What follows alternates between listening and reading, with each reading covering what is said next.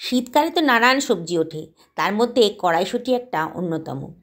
তাই কড়াইশুঁটির কচুরি একদিন খেতেই হবে। তাই আজকে বানালাম কড়াইশুঁটির কচুরি। সঙ্গে কিন্তু আলুর দম করিনি, করেছি দারুণ স্বাদের একটা ফুলকপির তরকারি।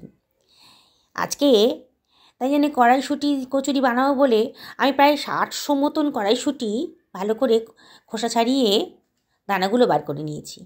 মিক্সার গ্রাইন্ডারে দিয়ে দিচ্ছি, ছোটো মিক্সার গ্রাইন্ডারেতে দিচ্ছি।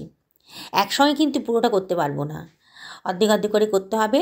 এর সঙ্গে দিয়ে দিলাম কিছুটা ধনেপাতা আর কড়াইশুঁটিটা একসঙ্গে ব্লেন্ড করে নেব। সামান্য একটু জল দিয়ে দিলাম, দিয়ে এবার এটাকে আমি ব্লেন্ড করে নিচ্ছি। পুরোটাই ব্লেন্ড হয়ে গেছে, একটা পাত্রের মধ্যে রেখে দিচ্ছি। কড়াইশুঁটি কচুরি কিন্তু সত্যিই খুব ভালো লাগে। একটা ছোটো মিক্সার গ্রাইন্ডারে দিয়ে দিলাম খানিকটা আদা কুচি, আর দিয়ে দিলাম খানিকটা লঙ্কার পরিমাণটা একটু বেশিই দিয়েছি, আমরা একটু ঝাল খেতে ভালোবাসি। তারপরে এটাকে আমি ব্লেন্ড করে নেব।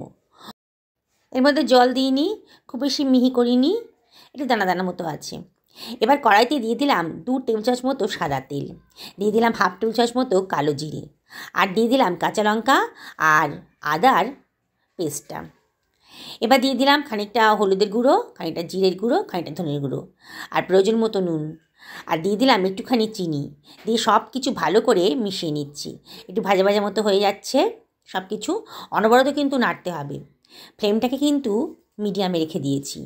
তারপরে দিয়ে দিলাম বেটে রাখা কড়াইশুঁটির পেস্টটা। এবার কড়াইশুঁটি পেস্টটা সম্পূর্ণ দেওয়ার পর এটা কিন্তু অনবরত নাড়তে হবে, নাহলে কিন্তু একেবারে পোড়া লেগে যাবে, আর পোড়া লেগে গেলে পরে পুরো রান্নাটাই কিন্তু নষ্ট হয়ে যাবে। অনবরত নাড়ছি, মিডিয়াম ফ্লেমেই রেখেছি।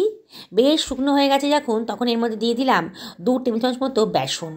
আপনারা ইচ্ছে করলে এখানে ছাতুও দিতে পারেন। আর দিয়ে দিলাম একটুখানি বিট নুন, আর দিয়ে দিলাম বেশ খানিকটা হিঙের গন্ধটা কিন্তু বেশ ভালো লাগবে। আর দিয়ে দিলাম 1/2 টেবিল চামচ মতো কাশ্মীরি লঙ্কার গুঁড়ো। সব কিছু ভালো করে মিশিয়ে নিচ্ছি, অনবরত কিন্তু নাড়তে হবে, সমানে নেড়ে যাচ্ছি। আমার মিশ্রণটা কিন্তু বেশ শুকিয়ে গেছে। আমি এবার এটাকে গ্যাসটা বন্ধ করে একটা পাত্রের ওপর রেখে দিলাম, ঠান্ডা করতে দিয়ে দিয়েছি। এইবারে আমি ফুলকপিটা কেটে নিচ্ছি। ফুলকপি ভেতরে কিন্তু অনেক পোকামাকড় থাকে, তাই ফুলকপিটা ভালো করে কেটে ছোটো ছোটো করে মোটামুটি পিস করছি। খুব একটা বড়ো কিছু করব না। ডাঁটিগুলোকে একটু যদি কেটে দিই তাহলে কিন্তু ডাঁটির ভেতরে রসটা ঢুকবে, রান্নার স্বাদটা বেশ ভালো হবে। এইভাবে ফুলকপিটাকে পিস পিস করে কেটে নিচ্ছি। পুরো ফুলকপিটা লাগবে না, ফুলকপিটা অনেক বড়, আমি অর্ধেকটাই করব। ফুলকপিগুলো কাটা হয়ে গেছে। এবারে আমি ফুলকপিগুলোকে একটা পাত্রের মধ্যে তুলে রাখছি।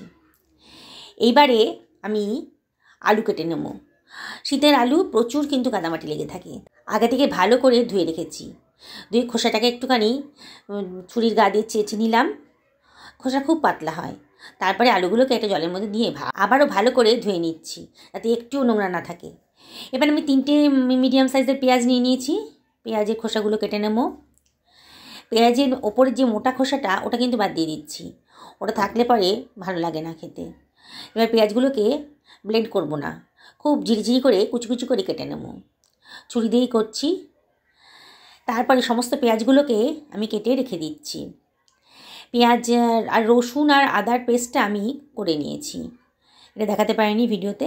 একটা টমেটোও আমি কুচি কুচি করে কেটে নিলাম। এবারে একটা মিক্সার গ্রাইন্ডারে দিয়ে দিলাম খানিকটা কাজু, আর দিয়ে দিলাম 2 টেবিল চামচ মতো সাদা তিল, দিয়ে দিলাম একটুখানি জল, দিয়ে এটাকে আমি একটা মিহি পেস্ট বানিয়ে নিচ্ছি। দেখুন বন্ধুরা কীরকম মিহি পেস্ট হয়েছে, আমার ব্লেন্ড হয়ে গেছে। দেখুন কত সুন্দর একটা মিহি পেস্ট তৈরি হয়ে গেছে। এবার একটু জল গরম করে তার মধ্যে আলুগুলোকে একটু ভাপিয়ে নিচ্ছি। আলুগুলো ভাপানো হয়ে গেলে পরে তাড়াতাড়ি রান্নাটা হয়ে যাবে। আর শীতের আলু সেদ্ধ হতে অনেক টাইম নেয়। একটু নুনও দিয়ে দিলাম, দিয়ে এবার এটাকে আমি ঢাকা দিয়ে রাখবো মিনিট 5-6 জন্যে, জাস্ট একটু ভাপিয়ে নেব। মিনিট 5-6 হয়ে গেছে। এবার ঢাকনাটা তুলে দিয়েছি। আলুর কালারটা কিন্তু চেঞ্জ হয়ে গেছে, আলুটা অনেকটাই নরম হয়ে গেছে। আলুটাকে তুলে রাখলাম। এবারে গরম জলের মধ্যে দিয়ে দিলাম কফিগুলোকে সামান্য একটু ভাপিয়ে নেব, এতে অম্ল গ্যাসটাও কমবে, আর কফির ভেতরে কিন্তু অনেক পোকামাকড় থাকে, সেগুলোও নষ্ট হয়ে যাবে। খুব সামান্য একটু গরম জলের মধ্যে এই মিনিট 1-2-এর মধ্যে কফিটাকে একটু ভাপিয়ে নিচ্ছি। কফিটাকে এবার একটা ছাঁকনি দিয়ে অন্য একটা পাত্রে তুলে রাখবো। বন্ধুরা, এই রান্নাটা কিন্তু দারুণ স্বাদের হয়, খুব সুন্দর খেতে হয়। বাড়িতে করে দেখো তোমরা। এবার তো কড়াইতে তেল গরম হয়ে গেছে, দিয়ে দিলাম একটুখানি হলুদের গুঁড়ো, সামান্য একটু লঙ্কার গুঁড়ো আর একটুখানি নুন দিয়ে একটু ভাজা মতো হয়ে গেলে পরে কফিগুলোকে ভাজতে দিয়ে দিচ্ছি। কফির কাঁচা ভাবটা নষ্ট হয়ে গেলে পরে এটা কিন্তু অনেক স্বাদের হয়। কফিটা ডিপ ফ্রাই করছি না, সামান্য একটু শ্যালো ফ্রাই করে নিচ্ছি। এবার কফিগুলোকে বেশ ভাজা ভাজা মতো হয়ে গেছে, কালারটাও দেখুন চেঞ্জ হয়ে গেছে। এবার কফিগুলোকে একটা অন্য পাত্রে তুলে রাখবো। এইবারে ওই ফ্রাই প্যানটার ভেতরে আমি আরেকটু তেল দিয়ে দিচ্ছি। তেল দিয়ে এবার ভাপানো আলুগুলোকে দিয়ে দিচ্ছি। এইটা আলুটাকেও আমি ডিপ ফ্রাই করছি না, সামান্য একটু শ্যালো ফ্রাই করে নিচ্ছি, তাতে আলুর কাঁচা ভাবটা চলে যাবে আর খেতেও কিন্তু খুব স্বাদের হবে। তোমরা এরকম করে রান্না করে দেখো, খুব স্বাদের হয় রান্নাটা। তারপর সব কিছু ভাজা হয়ে গেছে, এবার আমি আলুটাকেও তুলে রাখলাম। সমস্ত আলুগুলোকে তুলে নিয়ে এবার ওই ফ্রাই প্যানের ভেতরে আমি দিয়ে দিচ্ছি 2 টেবিল চামচ মতো সাদা তেল। আমি পুরো রান্নাটা সাদা তেলেই করেছি। এবার আমি দিয়ে দিলাম গোটা গরম মশলা, আর দিয়ে দিলাম 1/2 টেবিল চামচ মতো গোটা জিরে, আর দিয়ে দিলাম আদা রসুনের পেস্টটা 1 চামচ মতো, দিয়ে সব কিছু ভালো করে ভেজে নেব, যাতে রসুনের কাঁচা ভাবটা একেবারেই না থাকে। এবার আমি দিয়ে দিলাম কেটে রাখা পেঁয়াজ কুচিটা, দিয়ে সব কিছু ভালো করে মিশিয়ে অনবরত নাড়ছি। তাতে পেঁয়াজের কালারটা যখন গোল্ডেন ব্রাউন হয়ে গেছে তখন দিয়ে দিলাম কেটে রাখা টমেটোটা, আর দিয়ে দিলাম 1/2 টেবিল চামচ মতো হলুদের গুঁড়ো, জিরের গুঁড়ো, ধনের গুঁড়ো সব 1/2 টেবিল চামচ করে দিয়েছি, আর কাশ্মীরি লঙ্কার গুঁড়ো, আর দিয়ে দিলাম প্রয়োজন মতো নুন, দিয়ে সব কিছু ভালো করে মিশিয়ে নিয়ে আবারও সব মশলাটা ভালো করে ভাজা ভাজা মতো করে নিচ্ছি। রান্নাটা কিন্তু দারুণ টেস্টি হয়। এবার একটু জল দিয়ে দিচ্ছি, নাহলে কিন্তু পোড়া লেগে যেত। দিয়ে আবারও সব কিছু ভালো করে মিশিয়ে নিচ্ছি, নিয়ে অনবরত নাড়তে হবে। দেখো বন্ধুরা, মশলার গা দিয়ে কিন্তু তেল বেরিয়ে এসছে। এবার আমি দিয়ে দিলাম 2 টেবিল চামচ মতো ফেটানো দই। দইটা দিয়ে আবারও আমি সব কিছু ভালো করে মিশিয়ে নিচ্ছি। দেখো মশলাটা কিন্তু রেডি হয়ে গেছে। এইবারে আমি এর মধ্যে দিয়ে দিচ্ছি ভেজে রাখা আলুটা, দিয়ে আলুটা ভালো করে সব কিছু মিশিয়ে নিচ্ছি। অনবরত নাড়তে হবে, আলুর মধ্যে মশলাটা ভালো করে মিশিয়ে নিতে হবে, তাই আলুর মধ্যে টেস্টটা চলে আসে মশলার। একটুখানি জল দিয়ে দিলাম, তাহলে কিন্তু পোড়া লেগে যেত। দিয়ে আবারও সব কিছু ভালো করে মিশিয়ে নিচ্ছি। এবার মেশানো হয়ে গেছে, এবার আমি ঢাকা দিয়ে দেব মিনিট 5-6 জন্য লো ফ্লেমে। দেখো বন্ধুরা, আলুটা কিন্তু বেশ নরম হয়ে গেছে, 80% মতো কুক হয়ে গেছে। এবার দিয়ে দিলাম আমি 1/2 বাটি মতন কড়াইশুঁটি, আর দিয়ে দিলাম কাজু আর তিলের পেস্টটা, আর একটুখানি জলও দিয়ে দিলাম। দিয়ে আবার আমি ঢাকা দিয়ে দিলাম 2-3 জন্যে। দেখো কড়াইশুঁটিটাও অনেক নরম হয়ে গেছে। এবার আমি দিয়ে দিলাম একটুখানি চিনি। চিনিটা অপশনাল, কিন্তু দিলে পরে কিন্তু দারুণ টেস্টটা আসে, তাই একটু চিনি দিলাম। এবার দিয়ে দিলাম ভেজে রাখা ফুলকপিটা। ফুলকপিটা তো ভাপানো হয়েছে, আবার ভাজাও হয়েছে, তাই যথেষ্ট নরম আছে। আলুও কিন্তু অনেকটা নরম হয়ে গেছে। এবার সব কিছু ভালো করে মিশিয়ে দিয়ে এর মধ্যে দিয়ে দিলাম গরম মশলার গুঁড়ো 1 টেবিল চামচ মতো, আর দিয়ে দিলাম গাওয়া ঘি। আবার দিয়ে দিলাম একটুখানি কসুরি মেথি। দারুণ সুন্দর গন্ধ বেরোতে আরম্ভ করে দিয়েছে, দেখেই কিন্তু লব লেগে যাবে। এবার দিয়ে দিলাম ধনেপাতা কুচি। সব কিছু ভালো করে মিশিয়ে দিয়ে এবার আমি এটা ঢাকা দিয়ে দিচ্ছি মিনিট 2 জন্যে লো ফ্লেমে। রান্নাটা হয়ে গেছে, আমি এবার এটাকে সার্ভ করে দিচ্ছি। দেখো বন্ধুরা, রাজকীয় স্বাদের ফুলকপি। এবার আমি বানাবো কড়াইশুঁটির কচুরি। প্রায় 600 গ্রাম মতন ময়দা নিয়ে নিয়েছি, কারণ কড়াইশুঁটি কচুরি বেশি পরিমাণেই করতে হবে, সবাই কিন্তু আজকে অনেক অনেক করে খাবে। একটুখানি ময়দার মধ্যে দিয়ে দিলাম একটুখানি নুন, একটুখানি চিনি, 1 টেবিল চামচ মতো সুজি, আর দিয়ে দিলাম 2 টেবিল চামচ মতো গুঁড়ো দুধ, আর দিয়ে দিলাম 2 টেবিল চামচ মতো গাওয়া ঘি। মাইক্রোওভেনে গরম করে রেখেছিলাম, সেটা দিয়ে দিলাম। গাওয়া ঘিটা দিলে পারে আর দুধটা দিলে পারে দারুণ একটা টেস্ট আসে।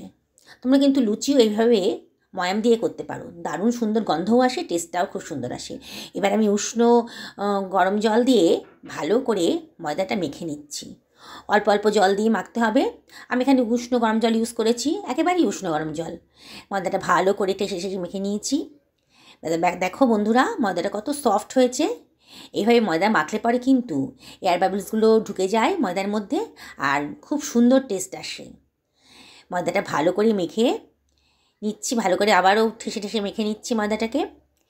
নিয়ে এইবারে আমি একটুখানি সাদা তেল ওর মধ্যে মাখিয়ে দিলাম, যাতে ময়দাটা খুব সফট হয়ে যাবে। এভাবে কিন্তু লুচিও আমি এইভাবেই করি। আজকে তো কড়াইশুঁটির কচুরি, ব্যাপারটাই আলাদা। আজকে বাড়ির সবাই বসে আছে কড়াইশুঁটি কচুরি খাবে বলে। যাই হোক, এটা ঢাকা দিয়ে রাখলাম মিনিট 15 জন্যে। 15 মিনিট হয়ে গেছে। এবার আমি ময়দাটাকে আবারও একটু ভালো করে মেখে নিচ্ছি। কড়াইশুঁটির পুর তো রেডি হয়ে গেছে, এবার হচ্ছে বানানোর পালা। একটা বলের আকারে, ছোট সাইজের বলের আকারে ময়দার লিচি নিয়ে নিলাম। নিয়ে একটু বাটির মতো করে নিচ্ছি। দেখো বন্ধুরা কীভাবে করছি, খুব সোজা বানানো, একবার দেখলেই পরে কিন্তু যে কেউ বানাতে পারবে। এবার ওর ভেতরে ঢুকিয়ে দিচ্ছি পুর একটু বেশি পরিমাণেই নেব, কারণ পুরটা বেশি থাকলে পরে কিন্তু কড়াইশুঁটির টেস্টটা কিন্তু সুন্দর আসে। এবার পুরটাকে আমি ময়দা দিয়ে ভালো করে ঢেকে দিয়ে আঙুলের সাহায্যে চাপ দিয়ে দিয়ে দেখো বন্ধুরা কিরম করে বানাচ্ছি। এইভাবে বানালে কিন্তু একটা কড়াইশুঁটিও ফাটবে না, কড়াইশুঁটি পুরো বের হয়ে আসবে না। এইভাবে সমস্ত লেচিগুলোকে আমি বানিয়ে নিচ্ছি। পুর ভরে বানানো হয়ে গেছে, তাহলে আমার বেলতে সুবিধা হবে। এইভাবে সমস্ত লেচিগুলোকে তৈরি হয়ে গেছে। এইবার আমি বেলুনে আর চাকির গায়ে একটু তেল ঘষে নিলাম। তাহলে এইবারে আমি লেচিটাকে নিয়ে অল্প অল্প চাপ দিয়ে, খুব সামান্য চাপ দিতে হবে কিন্তু, চাপ দিয়ে গোল গোল করে বেলে নেব। খুব অল্প সামান্য চাপ দিতে হবে, এপিট এপিট করে ঘুরিয়ে ঘুরিয়ে নিয়ে এটা বেলতে হবে। খুব বেশি চাপ দিলে কিন্তু এখনই কিন্তু পুর সব বেরিয়ে আসবে, আর তেলে দেওয়ার সঙ্গে সঙ্গে সমস্ত পুর বেরিয়ে গিয়ে রান্নাটাই কিন্তু নষ্ট হয়ে যাবে। খুব বেশি মোটাও হবে না, খুব বেশি পাতলাও করা যাবে না কড়াইশুঁটি কচুরিগুলো। এইভাবে আমি কয়েকটা কচুরি বেলে নিচ্ছি। দেখো বন্ধুরা, খুব সোজা বানানো। তোমরা যদি একবার দেখো তাহলে কিন্তু নিজেরাই বানিয়ে নিতে পারবে বাড়িতে। খুব সুন্দর, বানানোটাও সুন্দর, আর খেতেও কিন্তু অসাধারণ লাগে। শীতের দিনে কড়াইশুঁটি কচুরি আর গরম গরম আলু কফির তরকারি আর বলে বোঝানো যাচ্ছে না। এইবারে তেলটা গরম হয়ে গেছিলো, আমি একটা কড়াইশুঁটির কচুরি ভেতরে দিয়ে দিয়েছি। দিয়ে একটু চাপ দিতে হবে খুন্তি দিয়ে একটু চাপ দিলে পরে কিন্তু ফুলে উঠেছে। দেখো বন্ধুরা কীরকম ফুলে উঠেছে। এবার এপিট করে ভালো করে ভেজে নিতে হবে, যাতে ভেতরে পুরটা কাঁচা না থাকে। তারপরে অল্প অল্প চাপ দিয়ে আমি কড়াইশুঁটি কচুরিটা রেডি করে ফেলছি। দেখো কিরম বলের মতো ফুলে উঠেছে। বাড়ির সবাই কিন্তু অপেক্ষা করে বসে আছে কড়াইশুঁটি কচুরি খাবে বলে। যাই হোক, আজকে তো কড়াইশুঁটি কচুরি রাত্রিবেলা আমি কিন্তু বেশি পরিমাণেই করেছি। এইভাবে সমস্ত কড়াইশুঁটি কচুরিগুলোকে আমি ভেজে নেব। আর একটাও দিয়ে দিলাম। এইভাবে কড়াইশুঁটি কচুরিগুলোকে আমি ভেজে নিচ্ছি। দেখো বন্ধুরা কেমন বলের মতো ফুলে ফুলে উঠেছে। এবার আমি প্লেটে সার্ভ করে দিচ্ছি। কড়াইশুঁটি কচুরি আর রাজকীয় স্বাদে ফুলকপির তরকারি। কড়াইশুঁটি কচুরি আমি একটা ফাটিয়ে দেখাচ্ছি, ভেতরে পুরটা কতটা সুন্দর হয়েছে, একটা কড়াইশুঁটিও কিন্তু ফাটেনি। আমার এই ট্রিক্স ফলো করলে পরে তোমাদের কড়াইশুঁটি কচুরিগুলো অসাধারণ হবে। দেখো বন্ধুরা কি সুন্দর পুরটা রয়েছে, দেখে কিন্তু লোভ লেগে যাচ্ছে। খুব গরম, এখন যথেষ্ট গরম আছে। বন্ধুরা তোমাদের যদি এই রেসিপিটা ভালো লাগে তাহলে কিন্তু একটা লাইক করে দিও, আর এরম করে ফুলকপির ডালনা আর কড়াইশুঁটির কচুরি বাড়িতে বানিয়ে খেও, আর কেমন লাগলো আমাকে কিন্তু জানাতে ভুলো না। সবাই ভালো থাকো।